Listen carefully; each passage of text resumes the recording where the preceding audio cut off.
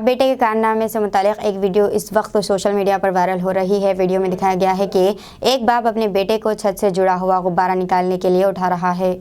जहां कुछ नेटिजन्स ने इस वीडियो को मजाक के तौर पर मौसूल किया, वहीं दूसरों ने तशवीश का इजहार किया है कि ये एक इंतहाई ख़तरनाक कारनामा है। वीडियो को ट्विटर पर शेयर किया गया और अब तक 16 लाख व्यूअर्स हो चुके हैं। एक और बच्चा ये मंजर देख रहा है जब बाप घर की छत पर फंसे हुए गुब्बारे को निकालने के लिए अपने बच्चे को ऊपर उठा रहा है। जब लड़का गुब्बारा लेकर नीचे आता है तो वहाँ मौजूद बच्चे ने ऊपर उड़ने की कोशिश की। बहुत से सारिफिन ने सवाल किया कि ये सबसे ख़तरनाक वीडियो है। अगर लड़के के साथ ऐसा हो जाए जिसका तसव्वुर भी नहीं किया जा सकता।